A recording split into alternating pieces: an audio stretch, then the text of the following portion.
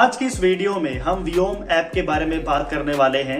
ये union bank of India की ओर से चलाई जा रही एप्लीकेशन है जिसे गूगल प्ले स्टोर और शायद iOS ऐप स्टोर में भी आप डाउनलोड कर सकते हो। ये आपको जो ऐप है वो ये फीचर्स प्रदान करती है कि आप अपने बैंक से संबंधित जितनी भी जानकारियां हैं वो प्राप्त कर सकते हैं,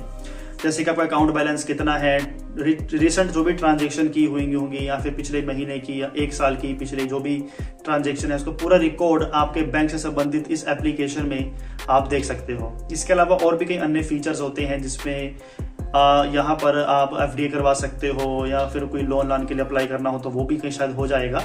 तो ऐसे और कई अन्य फीचर्स होते हैं जो इस एप्लीकेशन में आपके लिए दिए गए हैं। लेकिन सवाल यह है कि क्या आज की डेट में आप इस एप्लीकेशन का इस्तेमाल कर भी रहे हैं या नहीं। तो बताना चाहूंगा कि अगर आपके पास यूनियन बैंक ऑफ इंडिया में अकाउंट है, खाता है, तो मेरे ख्याल से आपको इस एप्लीकेशन का इस्तेमाल जरूर करना चाहिए, ताकि जितने भी आप यूपीआई ऐप्स का इस्तेमाल कर रहे हो, चाहे आप पेटीएम यूज कर रहे हैं या फोन पे या गूगल पे या फिर और कोई ऐप यूज करके आप पेमेंट करते हैं, तो उसका जितना भी रिकॉर्ड है वो आपके बैंक से जुड़ा हुआ ही होता है। अगर मान लीजिए आप फोन पे से, गूगल पे से या पेटीएम से, इन तीनों में ही आपने यूनियन बैंक ऑफ इंडिया के अकाउंट को लिंक किया हुआ है, तो उससे जो भी ट्रांजैक्शन हो रही है, चाहे आपने किसी को पैसे भेजे हैं या किसी की तरफ से पैसे आए हैं, तो आप मैनुअली एक एक एप्लीकेशन में जाके चेक करेंगे। पहले फोन पे में चेक करोगे ट्रांजैक्शन को या गूगल पे में चेक करोगे, तो उससे अच्छा है कि आप इनकी एक खुद की एप्लीकेशन व्योम को अपने मोबाइल में इंस्टॉल करें, जिसमें आपको पूरा रिकॉर्ड, पूरा जो इन्फॉर्मेशन है आपके अकाउंट से संबंधित वो दिख भी जाएगा और ट्रांजैक्शन को भी आप चेक कर पाओगे कि रिसेंटली आपने अगर किसी को पैसे भेजे थे तो वो कितने कटे हैं, किसको गए हैं। इसके अलावा किसी के पैसे अगर आपके खाते में आए हैं तो वो कितने आए हैं, कब आए हैं, ये पूरा रिकॉर्ड आपके सामने आता है। इसके अलावा कुछ ऐसी ट्रांजैक्शन भी होती हैं जो शायद आपके पेटीएम पे या गूगल पे कहीं पर भी दिखाई नहीं देती, वो सिर्फ आपको इसी एप्लीकेशन पर ही दिखाई दे सकती है जो भी आप अपने बैंक की इस्तेमाल करते हैं। जो मान लीजिए अगर आपको कोई एनुअल इंटरेस्ट आपको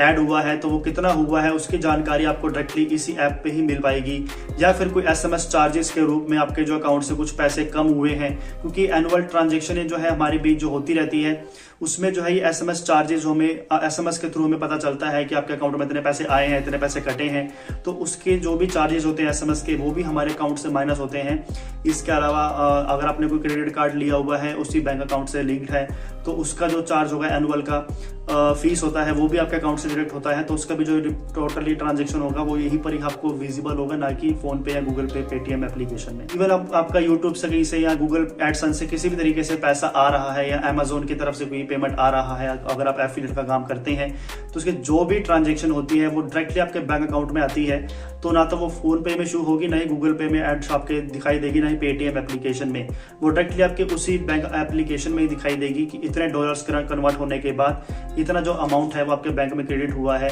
या फिर जो डॉलर्स के एवज में जो उन्होंने करेंसी जो एक्सचेंज का टैक्स लिया है 250 मतलब 250 रुपये, 300 रुपये जो भी उन्होंने चार्ज काटा है वो कितना माइनस हुआ है वो भी आपको आपकी उसी ऐप में ही शो होगा, ना कि रेगुलरली हम जो यूपीआई ऐप्स इस्तेमाल करते हैं उसमें। तो बैंक्स ऐप इस्तेमाल करने का बहुत ही फायदा होता है, मेरे ख्याल से आपको इस्तेमाल जरूर करना चाहिए।